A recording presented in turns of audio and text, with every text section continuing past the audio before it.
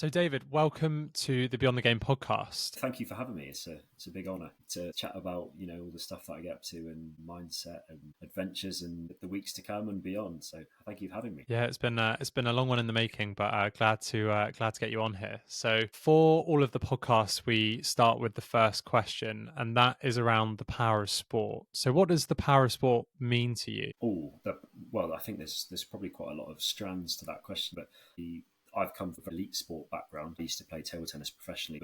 I certainly see that inspiration and empowering, especially youngsters and myself having a disability and growing up with my struggles. But if I had a me to look up to and have as a role model, then maybe I wouldn't have struggled so much. But I do think struggles are a good thing. They definitely make you stronger, and I wouldn't be the athlete I am today if I hadn't gone through that. So this all kind of bundles up in and around the platform of sport. It gives a purpose, it gives something to aim for, goals, targets, dreams.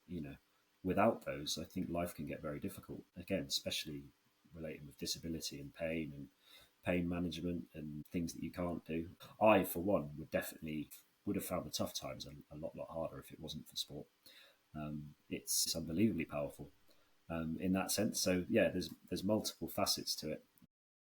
I know it feels like such a big question to ask at the start of a podcast, but I think it's always really insightful just to actually let someone monologue about sport and see what it is that truly resonates with them. It's made me incredibly fitness minded and everything that comes with that. Since my table tennis career, I've found that I needed to translate that into another passion, which has become running marathons and endurance events and triathlons. And I do think those come hand in hand in a way in terms of bettering yourself. Yeah, it's definitely saved me from some dark times. I think I would say the hardest part of my career was the career transition after, because I lived my dream, right? I did everything that I could ever have wished for.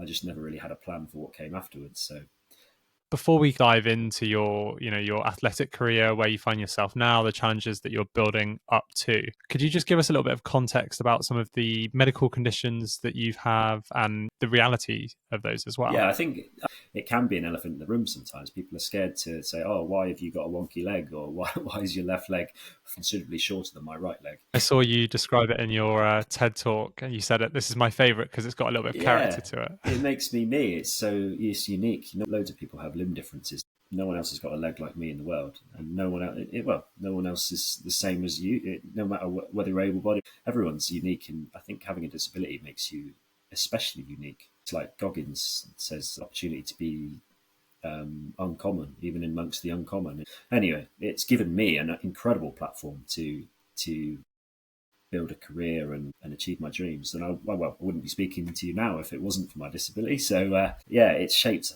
my whole character. Again, that comes back to the power of sport and the power of disability as well. It's a massive plus in my life. And obviously I never used to see it like that. But yeah, reversing back, I was born with a bone condition called multiple epiphyseal dysplasia, which actually wasn't diagnosed until I was about 5 years old, because it's very rare. It's about 1 in 10,000 births, I think, which are affected by bone dysplasia, which basically means that the growing ends are misshapen. So the process of ossification and bone growth is defected in my condition. So all my joints are misshapen. And that's why I'm quite short as well. So initially, the doctors thought I had achondroplasia. I had dwarfism, but as I got older, it became apparent that it was something else. Yeah, it took a while to diagnose. And as I got older, just presented itself in limited range of motion, lots of joint pain. I remember trying to almost keep up with my older brother. He's a year older than me, so we were quite competitive growing up. But there was no other, I don't know, I was used to get tired, I used to get fatigued, and it was frustrating. But obviously having a reason, having a diagnosis helped my acceptance quite considerably. Aside from that, I was born with a hole in my heart. So I've got a condition called tetralogy of Fallot. So I've got 4 different things defected in my heart, which was the immediate concern. So my bone condition was almost like not really a critical thing to worry about when I was a baby. So that got repaired when I was 11 months old. So I've got a heart pacemaker. Maybe I can get it out. Maybe, can we see that? I've got a pacemaker there. It's about. So as my body fat, as my body fat's dropped for the marathon training, it's become quite more and more prominent. That's in a way, I'm very mindful of that in terms of health and well-being and fitness and nutrition. My pacemaker has leads going into my heart, 2 of them go down the same veins. That has definitely shaped my mindfulness over staying fit and healthy, sport, and all that entails. And that's quite a lot to go through as a kid. And I just, yeah, I think, again, I've alluded to the fact that it was a bit of a struggle. I just wanted to be like my brother when I was younger. That was an unattainable task. It was difficult mentally, not only physically, with all the pain. I basically have really, really, really bad arthritis times a million. That's probably the easiest way of describing my disability. So it is, yeah, bone on bone grinding. Ball and socket joints are more like rugby balls, and my hip's not actually in its socket at the moment. But yeah, it's incredibly painful. And running a marathon and trying to break the Crutch Marathon World Record and trying to do an Ironman is definitely not advisable by my doctors. And there's, I always think there's a bit of a grey area with pushing yourself. But my response has always been that I'm in the same amount of pain whether I'm lying in bed or whether I'm running a marathon. It's given me a purpose and a reason to push through that pain, but it easily sums up why I'm so obsessed with doing so, where I'm at in my life right now. That's such good insight. I think one thing that actually reminds me of is the Stockdale paradox. I don't know if you've ever heard of it. It's essentially about accepting the brutal facts of reality and life, but having this unwavering faith that knows that however hard things are, in the end, you will conquer them. And that to me sounds very similar to your mentality. Yeah, that's interesting. I think I've said to you previously about the brain being an ever unsaturated sponge and you can never know too much. So I try to live my life by quite a lot of Stoic principles, and it's very much about virtue and doing the right thing, but also not necessarily a lack of emotions, but just being able to deal with them. And I do think leaning into that pain and that suffering is always the way forward. Because if you try and block these things out, you just can't. And the more you try and block them out, the more intense these feelings feel, and they just spiral. The same as nerves and the same as anything. Like, just try and almost, I don't know, be a bit. You can kid yourself and pretend they're not there, but they absolutely are there. The pain is there if you lean into it, and that's the way of dealing with it. And in the end, I think so. Yeah, I guess it does link. What did you call it? The Stockdale paradox. Stockdale paradox. So one thing you touched on there as well was the fact that your relationship with your conditions and your identity has changed over time. Obviously, growing up, it was a somewhat different experience to some of your peers and especially your brother. How has your relationship between your conditions and your identity changed over time? I think the big word you used was acceptance. I think you have to fully, wholly accept the situation that you are in. This can happen to anyone can have an injury. I think if you're an athlete and you've gone through your career without an injury, then you're lying. So change is a part of life. Right? Accepting that change is the first step to dealing with it. Well, I'd say the first step is actually recognizing the situation, because sometimes you have all these thoughts in your brain. You're not consciously tapped into every single one of them. So if you recognize, your true thoughts and the true situation that you're in, then you can accept it, and then you can deal with it. I think that there would be my 3 stages. And really, when I was growing up, I didn't even think I had a disability. I was completely oblivious to it, almost pretended that I was able-bodied, and I tried to do it. There are certain things that I could not do, and I just never accepted that, which you could say is a good thing, because it made me strive to be the best I could possibly be, to maybe try and reach something which was unattainable. And I reached a level which it's still extremely good. Maybe that is a good thing growing up. But I do think when you take it back to other things like self-consciousness, that's a big thing around disability. Being a little bit self-conscious. Like, obviously I've got a big limb difference now. I broke my leg when I was 10, which made it a lot worse, and that's why it's kind of a bit wonky. That's why it stunted the growth. That was a big moment in my life for my acceptance, because it gave a very real, physical, obvious thing that I had a disability, and it was maybe a little bit more invisible prior to that, which can be difficult, right? Because it almost qualified things for me. Like, if I'm in a running race and I look normal, and yet I'm 10 seconds slower than my brother for no apparent reason, even though I'm stronger and should be faster. There's no shoulds in life, but I do like to think that there's massive coulds. It was tough for me, but then having almost a qualification, a diagnosis, a obvious visible disability, I learned to accept it a little bit more. And, things like, even as you get a bit older through adolescence and puberty and stuff, and like, you do worry about what you look like. And I think you can take that in the sporting realm as well, where you're playing a big match or you're running a big race in front of thousands of people and it's on TV and you worry what people are thinking. And this is all noise, and it's not helpful for your performance, is it? So I think it's so relatable to quite a lot of things in life. And fundamentally, I learned that if it's an issue for you, or if you've got an insecurity, then it will be for other people as well. Whereas if you wholly, fully accept who you are, and it's not an issue for you, and you absolutely own it, embrace it even, to the point where it is your superpower, then other people will see that in that positive light, and it won't be an issue for them either. I learned that quite soon after my football injury. And then obviously that has only intensified as I got older. And especially things like dating and things like that, height, you could take this into any context, I think.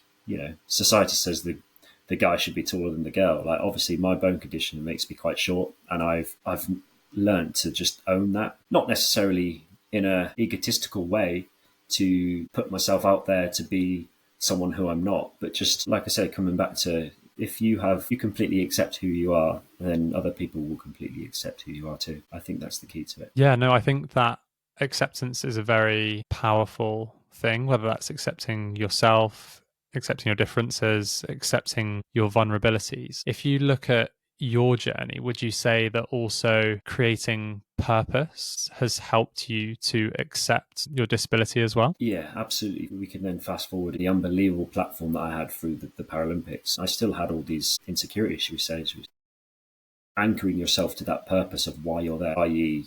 inspiring people, or promoting disability awareness. These are just two that I was a little bit more in touch with as I got older. It definitely helped my performance levels in terms of letting go of the outcome, because sometimes you can try as hard as you want, but sometimes you win, sometimes you lose.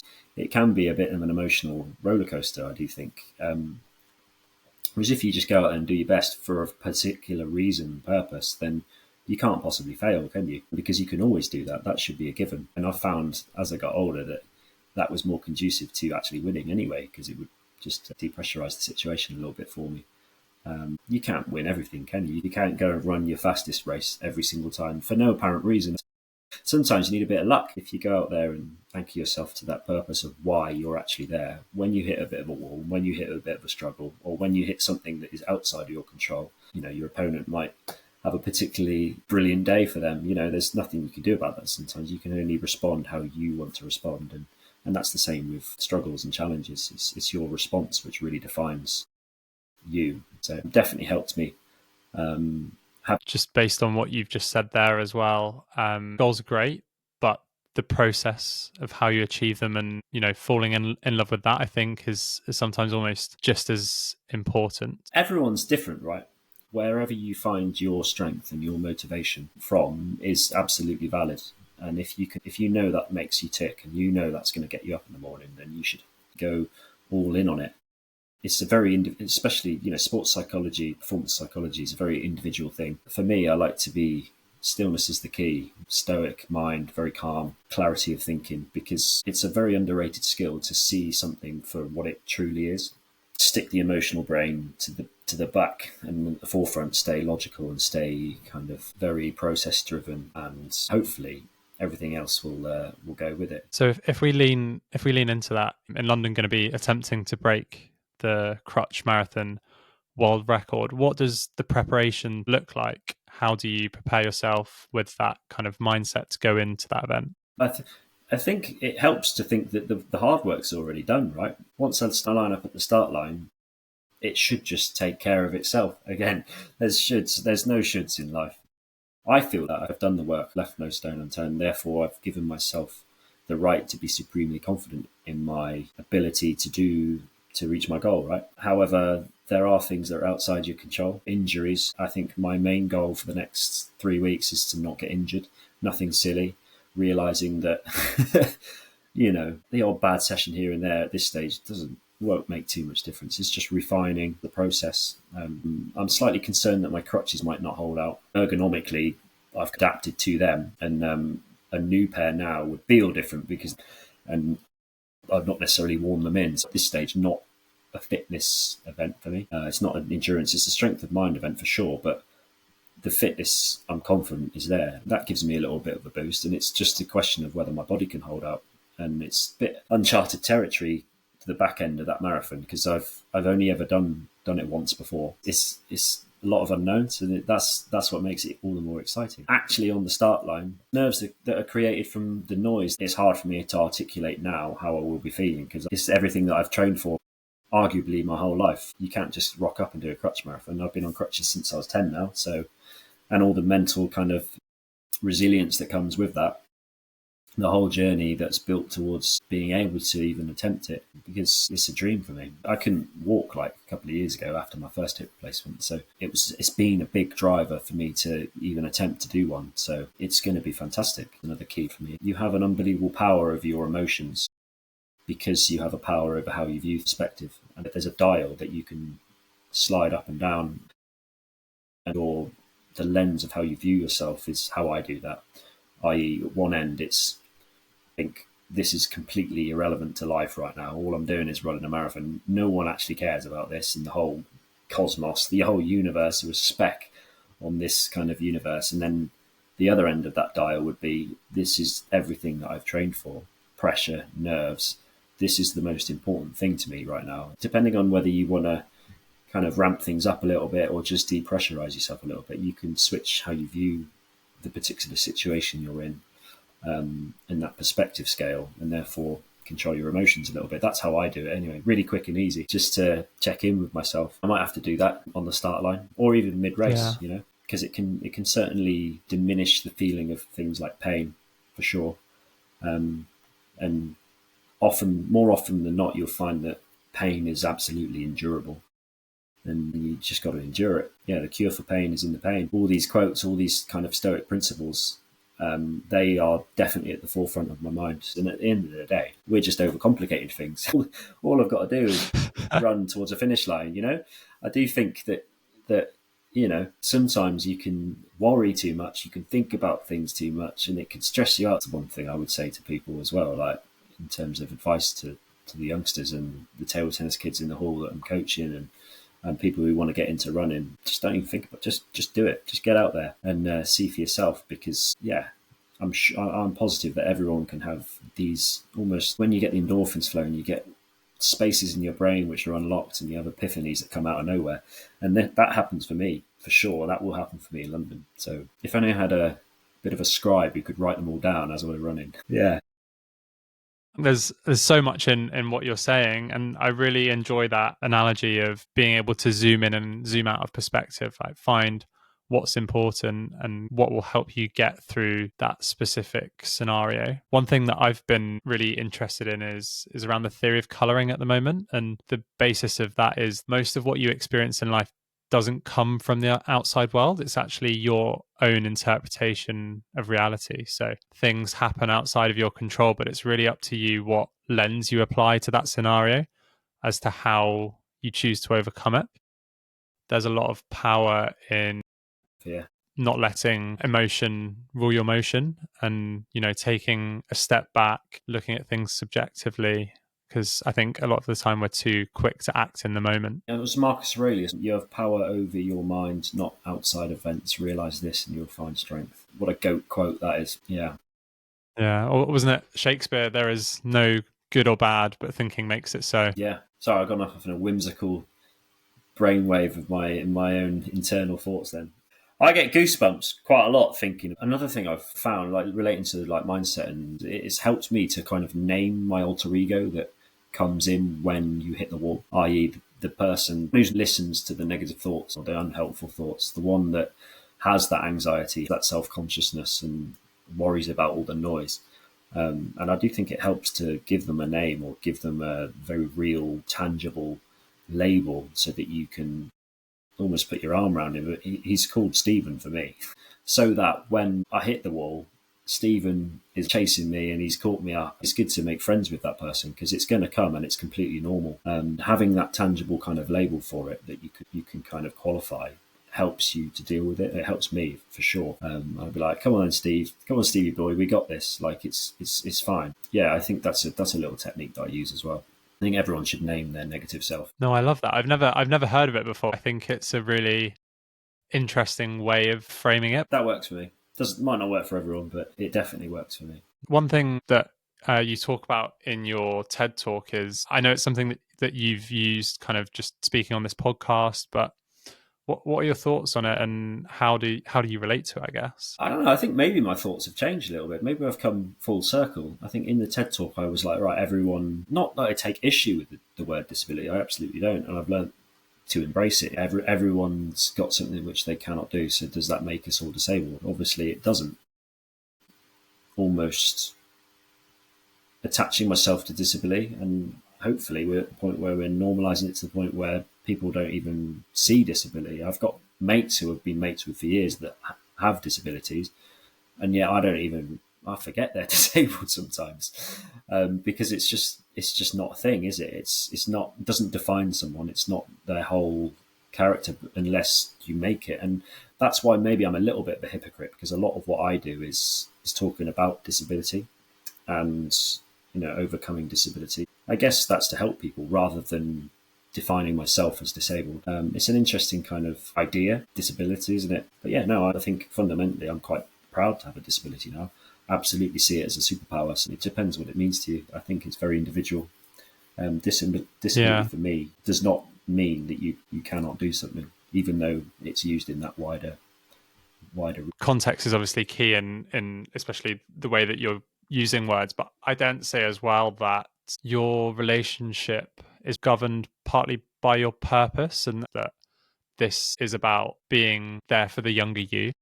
It's about encouraging people that have similar conditions or don't have similar conditions to get involved in exercise. The fact that you could barely walk 2 years ago and now you're attempting to break a Crutch Marathon world record in one of the big 4 marathons is an incredible achievement, and I think something that everyone should take inspiration in. Oh, thank you. Yeah, I will humbly accept those words, because that's one thing. It is fact. It's not easy at all times living with a disability, and there are a lot of mental hurdles. So it's good to hear things like that, because it does give me conviction to, again, just push through that pain, push through those tough times, because it is worth it. There is the light at the end of the tunnel, and an old me would not have seen that. Old me would have had a chip on my shoulder and would have almost taken a compliment as a bit of an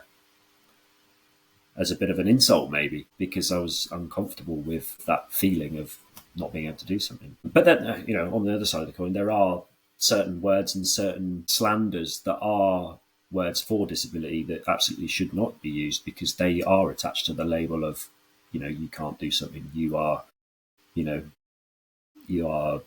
whatever. I'm not going to use any of those words, but yeah, I think that there is a line that can be crossed when it comes to disability. Which is why it's good to raise awareness, right? It's good to educate people and not use certain slanderous words, which very much can be offensive. So, yeah, I'm cool with having a disability and using the word disabled and things. It's become what it is. So, yeah, an interesting discussion. Yeah, in that same line of thinking, your younger self was to look back on where you are now, looking to break the Crutch World Marathon. You're also potentially looking at Ironman challenges, which are, probably the peak of physical endurance challenges that exist. What do you think younger David would make of this? Well, first of all, he wouldn't have believed you, because I've always dreamt of being able to do things that now seem quite easy. And I do think, again, another quote is a GOAT quote that I love, that I used in the TED Talk, is you don't have to be able to see the top of the staircase to take the first step. You don't have to be able to see the top of that mountain. You just need to start. You just need to go with it and see where that develops. The younger me wouldn't have believed that I could have possibly done that. It would have been very demoralizing, I think, to think, oh, you've got to climb that mountain. You've got to be able to do an Ironman. I was like, well, I can never do that. And it can be quite daunting to think in that way, especially when you are at the bottom of that kind of journey, or you're deemed bottom, where you're lying in a hospital bed and you can't even walk. Like, you got to run a Ironman. You're going to do that one day. Man, you got to chunk these up, these like intermediary goals one by one. It's not a quick process, is it? It's good to reflect, though. it's really good. It does give you some degree of affirmation and strength to carry on, because you've had the strength to endure all of that, and therefore you'll have the strength to go even further.